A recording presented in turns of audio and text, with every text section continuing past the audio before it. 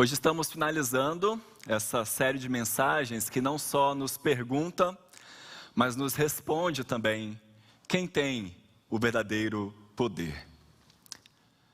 Provavelmente as notícias e o clima político que anda rondando o nosso Brasil nas últimas semanas tem nos deixado preocupados, tensos, chateados. Fora do Brasil, as coisas andam tensas também, né? A guerra na Ucrânia tem se intensificado. E em meio às tantas situações que nós nos vemos envolvidos, nós trabalhamos aqui a certeza que devemos sempre ter de que o poder político, o poder econômico, o poder social e tantos outros aspectos de poder são, na verdade, secundários, frente ao verdadeiro poder que pertence a Deus. Um poder exercido em nosso favor ao enviar Jesus Cristo para nos salvar, para levar sobre si os nossos pecados, para morrer em nosso lugar, para nos dar uma nova vida. Um poder exercido em nosso favor, ao criar para si um novo povo, a igreja. Um poder exercido em nosso favor, ao nos dar todas as coisas necessárias para a vida e para a piedade. Um poder que continua em ação o tempo todo. Um poder, como nós falamos hoje pela manhã, que habita em nós. Num mundo em que passamos por eventos intermináveis, imprevisíveis, grandes desafios pessoais, muitas vezes nós perdemos a noção de que Deus está fazendo, a noção do que Deus está fazendo e de como a cada momento Ele atua, Ele age para nos preservar, para realizar os seus propósitos em nossa vida. Sim, nós sabemos que Deus nos ama. Mas como isso funciona na prática? Quando nós temos um aluguel para pagar e não sabemos como vamos conseguir fazê-lo? Quando nós temos trabalhos a realizar? Quando estamos aguardando um resultado médico? Quando fomos chamados a voltar para o hospital? Quando mais uma vez nós não conseguimos ter o filho que nós tanto ansiamos? Quando passamos pela 20ª frustração no nosso casamento, quantas vezes nós nos perguntamos: será que Deus pode me ajudar mesmo? Lembrar de tudo o que Deus tem feito e fez através do seu poder deve encher o nosso coração de esperança e de contentamento.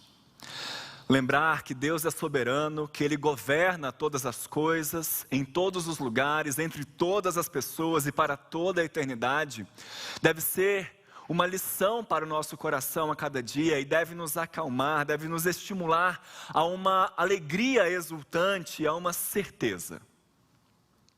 Uma certeza da qual o apóstolo Paulo nos escreve em Efésios capítulo 3, versos 20 e 21. Peço que você abra sua Bíblia nesse texto. Nós vamos falar sobre a certeza do apóstolo Paulo, a certeza de que Deus é poderoso. Efésios capítulo 3, versículo 20 a 21, o texto vai passar aqui na tela, ele é muito conhecido, você provavelmente já o ouviu alguma vez na sua vida, em alguma oração, em algum sermão, e por isso eu quero convidar você a ler esse texto comigo. Vamos lê-lo juntos? Ora, aquele que é poderoso para fazer infinitamente mais do que tudo o que pedimos ou pensamos, conforme o seu poder que opera em nós, a Ele seja a glória na igreja e em Cristo Jesus, por todas as gerações, para todo sempre. Amém. Ora, aquele que é poderoso para fazer infinitamente mais do que tudo quanto pedimos ou pensamos, conforme o seu poder que opera em nós, a Ele seja a glória na igreja e em Cristo Jesus, por todas as gerações, para todos sempre. Amém. Vamos orar? Senhor, com a Tua palavra aberta diante de nós, pedimos que essa certeza que o apóstolo Paulo tinha ao escrever a carta de Efésios, possa ser a mesma certeza que o nosso coração tenha nessa noite.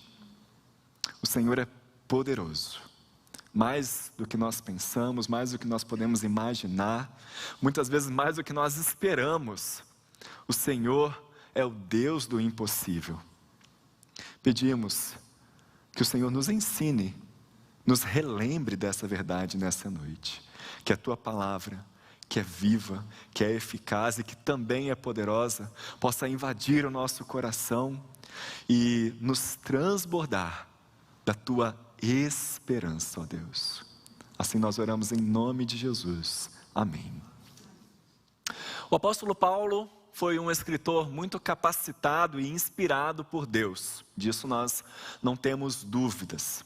Muito daquilo que ele escreveu tem sido musicado desde os primeiros dias da igreja cristã e tem sido motivo de nossas reflexões. E uma das características mais presentes em Paulo é como ele desenvolve o argumento das suas cartas de uma maneira tão lógica e tão profunda, que ele mesmo chega num determinado ponto, num determinado momento, em que ele para e contempla a grandeza de Deus e todas as verdades que ele havia escrito, a majestosa sabedoria de Deus em tudo o que ele faz. Efésios 3, 20 a 21, é exatamente um desses textos. Aqui Paulo faz aquilo que os nossos antigos inários chamam de doxologia, um louvor à glória de Deus. E geralmente Paulo faz isso num lugar muito estratégico de suas cartas, ou no final, quando ele já está se despedindo, ou no meio, exatamente no momento em que ele para de falar de maneira teórica e começa a mostrar para os seus leitores como colocar as verdades bíblicas em prática. Você, por exemplo, já deve ter lido Romanos 11, que é onde ele faz exatamente isso. Ele escreveu desde o primeiro capítulo até o capítulo 11 várias verdades sobre o Evangelho, sobre como Deus agiu em toda a história da humanidade, colocando em prática o seu plano de salvação, como Deus nos salvou pela sua graça, como Deus fez isso através do exemplo de Abraão, até o exemplo que nós temos os exemplos que nós temos em todo o Antigo Testamento, como Deus faz isso pela sua graça e é somente pela fé que nós podemos conseguir a salvação, como Deus age enviando o Espírito Santo para habitar em nós. E então Paulo vai falando inclusive sobre predestinação, em Romanos 9, Romanos 10, Romanos 11, até que ele chega ao final do capítulo 11 e diz: ó profundidade da riqueza, tanto da sabedoria como do conhecimento de Deus, quão inexplicáveis são os seus juízos, quão insondáveis são os seus caminhos. Quem conheceu a mente do Senhor? Quem foi o seu conselheiro? Quem primeiro deu alguma coisa a Deus para que depois fosse restituído? Porque dele, e por meio dele, e para ele são todas as coisas, a ele, pois a glória eternamente. Amém. E então ele começa a falar para os seus leitores como colocar tudo aquilo em prática. Como viver de forma efetiva aquilo que ele escreveu até ali. Aqui em Efésios é a mesma coisa, o mesmo padrão. Paulo começa a sua carta exaltando a Deus e lembrando que Ele tem derramado sobre nós toda sorte de bênçãos nas regiões celestiais em Cristo Jesus. E prova disso é tudo aquilo que Deus fez por nós já desde antes da fundação do mundo. Ele nos escolheu, Ele colocou em ação o seu plano para nos resgatar, Ele enviou Jesus Cristo, seu único Filho, para nos reconciliar consigo. Ele nos enviou o Espírito Santo para ser o nosso selo, a nossa garantia de que nós estamos salvos, nós somos escolhidos, nós viveremos para sempre com o nosso Deus e podemos ter uma vida transformada. Ele escreve que nós somos salvos pela graça, porque antes nós estávamos completamente perdidos, vivendo de acordo com os nossos prazeres, de acordo com o príncipe da desobediência. E então Cristo vem e nos resgata pela sua graça. Ele escreve que tudo isso Deus fez para que por todo o universo fosse conhecida a sua multicolorida sabedoria, a sua multicolorida graça. E depois de abordar todos esses aspectos, Paulo agora começa a falar, a partir do capítulo 4, sobre as implicações dessas verdades. Como é que nós colocamos isso em prática? Mas antes ele contempla a Deus, contempla a sua glória. Ele o louva e lembra aos seus leitores de que Deus é poderoso para fazer infinitamente mais do que tudo o que pedimos ou pensamos. E por isso, somente a Ele deve ser dada toda a glória. É como se aqui nesse pequeno texto que nós lemos, versículos 20 e 21, Paulo estivesse respondendo a duas perguntas para nós. O primeiro é, olhando para todo o plano de Deus, o quanto Deus pode fazer? E a segunda, o que nós devemos fazer sabendo disso? O quanto Deus pode fazer e o que nós devemos fazer sabendo disso. Vamos ver como ele responde a essas perguntas. Em primeiro lugar, no verso 20, ele responde o quanto Deus pode fazer. E a resposta é, ora, aquele que é poderoso para fazer infinitamente mais do que tudo quanto pedimos ou pensamos, conforme o seu poder que opera em nós. Primeira coisa que é importante nós notarmos nesses versículos, é que eles fazem parte de uma oração que Paulo está fazendo. Desde o versículo 14, ele vem orando para que a igreja de Cristo seja fortalecida pelo poder de Deus, para que o próprio Cristo habite em nosso coração e para que nós possamos experimentar a largura, o comprimento, a altura, a profundidade do amor de Cristo e também para que nós sejamos tomados, nós sejamos enchidos de toda a plenitude de Deus. Agora você imagine o seguinte, essa daqui foi uma carta enviada à igreja de Éfeso, lá no primeiro século. Não havia, como nós temos hoje, uma cópia dessa carta para cada pessoa, não havia o texto exposto na tela, não havia transmissão pela internet, a gente podia voltar quantas vezes quiser, não. Era só uma carta que estava sendo lida em público. E quando essa oração, então, de Paulo foi lida, seus leitores podem ter achado ela um pouco exagerada. Espera aí, Paulo. A gente entendeu que Deus é maravilhoso, Ele nos escolheu antes da fundação do mundo, Ele nos salvou pela sua graça. Mas como assim você está pedindo poder? Pedindo conhecimento de Deus para nós? Pedindo que Deus nos encha do amor de Cristo? Será que você não está pedindo demais? Se a gente ainda fosse pentecostal, né? Mas presbiterianos pedindo poder, pedindo plenitude de Deus. Meus irmãos, como nós limitamos o poder de Deus?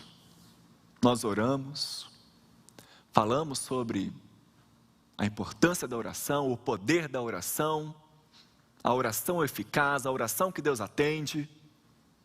Nós cremos que Deus nos responde, mas quantas vezes a gente não acha que Ele vai nos responder bem? Não achamos que Ele pode fazer muito mais do que nós pedimos, no máximo o que nós pedimos. Às vezes, inclusive, achamos que Ele sequer vai nos responder. Vou pedir porque eu sei que eu tenho que pedir, né? Mas Ele tem mais coisa para fazer, né? Temos medo de pedir por coisas ousadas. Medo de orar por cura. em situações que já falaram que é impossível. Medo de orar, pedir por libertação, por restauração, pedir por prosperidade, por conversão, por mudanças na situação do mundo. É exatamente por isso que Paulo faz questão de escrever isso aqui. É como se ele estivesse dizendo: olha, você se esqueceu com quem você está falando quando você ora. Deus é poderoso, poderoso para fazer infinitamente mais do que tudo que pedimos ou pensamos.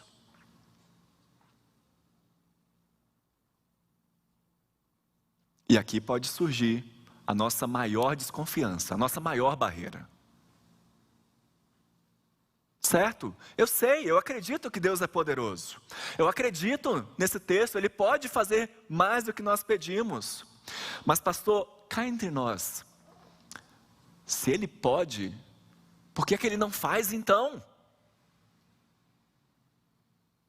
O que acontece? Que eu peço, creio, e Deus não responde? Por que eu não vejo Deus agindo de forma extraordinária? Por que Ele permite que eu continue sofrendo? E é por isso que Paulo coloca uma expressão bem pequenininha aí, para nos falar dessa questão. Deus é poderoso para fazer infinitamente mais do que tudo que nós pedimos ou pensamos. Mais do que nós somos capazes de imaginar. Eu gosto muito de uma ilustração do pastor Emílio Garófalo, pastor presbiteriano em Brasília, e ele diz que, guardadas as devidas proporções, para com Deus nós somos como uma criança que chega para o seu pai e pede: pai, você compra para mim 50 caixas de bis? Aquele chocolatinho delicioso, você come uma caixa de uma vez só? Compra para mim 50 caixas de bis, pai. E o pai vai responder o quê? Claro que não. Mas por que, pai? Você não tem dinheiro para comprar?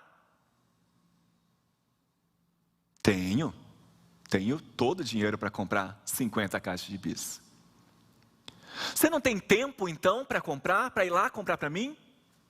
Tenho todo o tempo do mundo para comprar 50 caixas de bis. Você não pode, pai. Posso. Então por quê que esse pai decidiu não dar as 50 caixas de bis para ele? Porque ele sabe que há coisas que, por mais que pareçam, podem não nos fazer tão bem. Há coisas que nós não estamos preparados ainda para receber. Há coisas que não é o momento certo de recebermos. Mas Ele pode nos dar? Pode, inclusive pode nos dar muito mais do que 50 caixas de bis. Muito mais do que nós pedimos, pensamos ou podemos imaginar. Os caminhos do nosso Senhor não podem ser limitados ao que nós pedimos, porque a sua sabedoria, o seu poder e as suas intenções estão muito além da nossa imaginação. Logo antes desse texto, meus irmãos, no versículo 19, Paulo diz que o amor de Deus é tão largo, tão comprido, tão alto, tão profundo, que supera o nosso conhecimento. Mas ele também nos diz que esse amor não é passivo, não é impotente.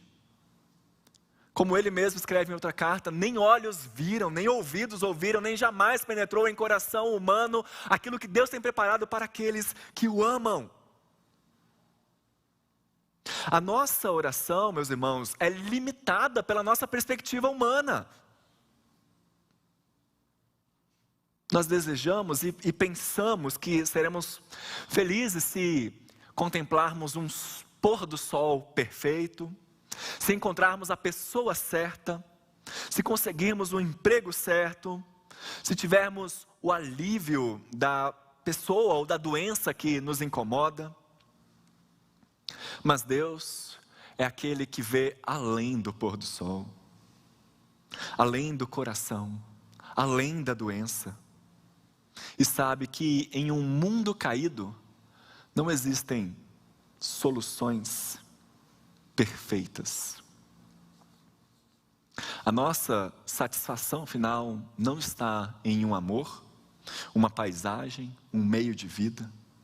E embora essas coisas possam até nos agradar, nos deixar alegres por um tempo, essas coisas passarão. Aquilo que é eterno e sobre o qual a alma deve descansar, só pode ser fornecido por aquele que pode fazer infinitamente mais do que tudo que nós pedimos ou pensamos, conforme o seu poder que opera em nós. E já que Deus tem todo esse poder, o que nós devemos fazer ao lembrarmos disso? Paulo responde no versículo 21, a Ele seja a glória na igreja e em Cristo Jesus, por todas as gerações, para todo sempre. Amém. Nossa resposta àquele que é poderoso para fazer mais do que pedimos ou pensamos, deve ser glorificá-lo. Esse é o nosso maior propósito, esse é o motivo pelo qual nós existimos, para o qual nós somos criados. Esse é o grande ensino das Escrituras. Nós fomos criados para glorificar a Deus. Nós existimos para render a Ele toda a glória. Essa é uma verdade que nós presbiterianos, inclusive, já nascemos sendo ensinados disso. Mas muitas vezes, a gente está tão acostumado com esse linguajar evangélico, né? Render a Deus toda a glória, toda a adoração, que mal paramos para pensar o que isso significa. Isso quando nós achamos que isso está circunscrito ao momento de culto. Mas se alguém perguntar para você o que significa glorificar a Deus, o que é que você responderia? Glorificar envolve duas coisas. Primeiro, envolve apreço, envolve um elogio, um reconhecimento. Sabe quando você vê aquele filme que é muito bom e que você fala, nossa, esse filme vai ganhar o Oscar no próximo ano.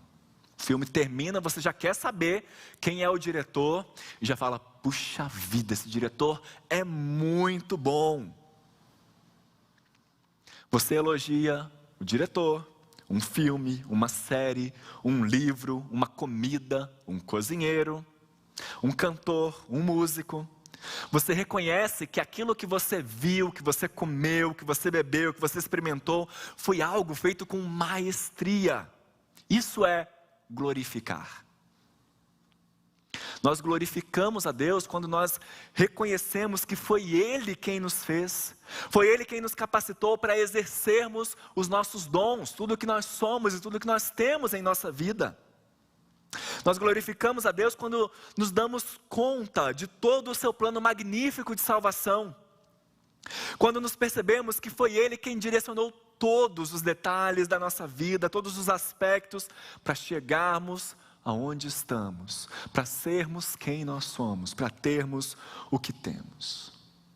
Nós reconhecemos e falamos, foi Deus. Mas glorificar também envolve uma outra coisa, envolve deleite. Sabe quando a sua avó faz aquele bolo de fubá, quentinho, junto com um café, e você fala, puxa avó, que delícia está esse bolo, eu quero mais um pedaço. Ou quando você vai num restaurante e come algo maravilhoso que dá vontade de comer cada vez mais. Esses dias, nas últimas semanas, São Paulo estava tendo Restaurante Week, né? Preços acessíveis para bons restaurantes, e eu e a Dani fomos então comer minha comida predileta. Paeja, fica a dica, hein, meus irmãos? Paeja, fomos num restaurante de paeja, daqueles que você pode se servir quantas vezes quiser. né? Não sei se algum pastor já falou na sua frente que ele pecou, mas aquele dia eu pequei, meus irmãos, por gula. Porque estava tão gostoso, mas tão gostoso, que eu já não aguentava comer mais. Eu falava, eu preciso comer mais, porque isso está muito gostoso, isso está delicioso. E então eu comecei a conversar com minha esposa, e falar, nossa, a gente precisa trazer fulano aqui, ele vai gostar muito. Ciclano também gostaria. Quando os nossos pais vierem, a gente traz eles aqui. A gente começa a querer que outras pessoas conheçam aquilo e passem por aquilo que nós experimentamos. Isso é glorificar, é você se deleitar e querer que outras pessoas participem disso junto com você. Glorificar a Deus envolve você reconhecer que aquilo que Deus fez por você te faz bem. Envolve você aproveitar, você desfrutar da melhor maneira todos os recursos que Ele te deu. É por isso que o breve catecismo de Westminster nos ensina que o fim, o objetivo principal do ser humano é glorificar a Deus e deleitar-se nele para sempre, e desfrutar dele para sempre, se alegrar nele para sempre. Nós reconhecemos que Ele é a fonte de tudo o que há de bom no mundo, seja uma música boa, uma comida boa, uma bebida boa, um lugar bom, uma paisagem linda, um momento bom em família, um momento bom em igreja. Tudo isso nos é dado por Deus. E quando nós desfrutamos disso, nós o glorificamos. Nós reconhecemos que tudo que Ele fez, tudo que Ele faz, tudo que Ele fará, nos faz bem também. E então nós podemos sentir prazer nisso. John Phillips, um pastor anglicano que viveu no início do século XX, escreveu um pequeno livro chamado Seu Deus é Muito Pequeno. Seu Deus é muito pequeno. E ele escreve que muitas vezes nós cristãos vivemos o inverso de Efésios 3:20. Nós fracassamos em procurar entender e viver a nossa fé, porque temos uma imagem de Deus na nossa mente que não passa de um pequeno Deus, um deusinho. Achamos que Ele é distante, ou que Ele está desinteressado na nossa vida, ou que Ele sequer é capaz de nos ouvir ou nos atender. Não esperamos nada dEle, nem estamos comprometidos com Ele. Paulo procura consertar a nossa visão aqui. O Deus da Bíblia não é muito pequeno. O apóstolo quer que os seus leitores saibam quão grande é Deus, quão magnânimo, quão amoroso são os seus atos, quão poderoso Ele é e tudo que Ele realizou por meio de Cristo. O Deus que nos transforma de pecadores e inimigos em justificados e amigos, é o Deus que responde a nossa oração. O Deus que une na sua igreja gentios e judeus, é o Deus que responde a nossa oração. O Deus que tem o poder da ressurreição, é o Deus que responde a nossa oração. O Deus que pode concretizar os nossos sonhos e aquilo que nós imaginamos, é o Deus que responde a nossa oração. Esse Deus deve ser conhecido e proclamado. Deus merece que a igreja lhe dedique toda a glória em todas as épocas, e essa atitude de em tudo o que fizermos, devemos fazer para a glória de Deus, isso deve passar de geração para geração. O legado de glorificarmos continuamente o nosso Deus deve ser transmitido para as futuras gerações. Assim, meus irmãos, esse texto deve nos encorajar em tempos difíceis, em nossa vida pessoal. Na busca por um emprego, na expectativa do resultado de um exame, nas crises conjugais e familiares, nos momentos de luto, de medo, de incerteza, de solidão, lembre-se de que nós não servimos a um Deus pequeno. Ele é poderoso para fazer infinitamente mais do que tudo o que pedimos ou pensamos. Mas acima de tudo, esse texto deve ser a nossa segurança nessa semana que se inicia. Tanto pelos desafios que nós vamos enfrentar, as decisões que temos a tomar, mas também porque, como nós já citamos aqui, temos passado por momentos conturbados em nosso país. Estamos às portas do segundo turno das eleições e precisamos mais do que nunca lembrar dessas verdades. Deus é poderoso para fazer infinitamente mais do que tudo que nós pedimos ou pensamos, e por isso nós devemos glorificá-lo em nossa vida. Que esse texto nos encoraje a votarmos com liberdade de consciência, com consciência limpa e tranquila diante de Deus. Que nós possamos nos agarrar a essa mesma certeza de Paulo, não só na hora de votarmos, mas também depois dos resultados das eleições. Sem desespero, sem ânimos exaltados, mas confiantes de que o Deus que nos escolheu antes da fundação do mundo continua e continuará protegendo a sua igreja. O Deus que colocou em prática o seu plano de redenção continuará cuidando de nós.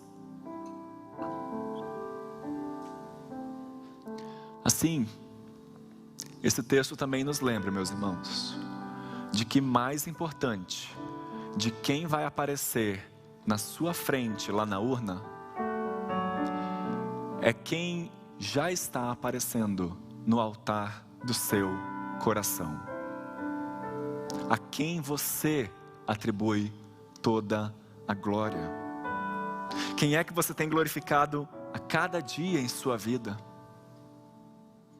Somente Deus é capaz de fazer infinitamente mais do que tudo o que pedimos ou pensamos. Somente Deus é digno de receber toda a glória em Cristo, na igreja e nas nossas vidas, para todo sempre. Amém.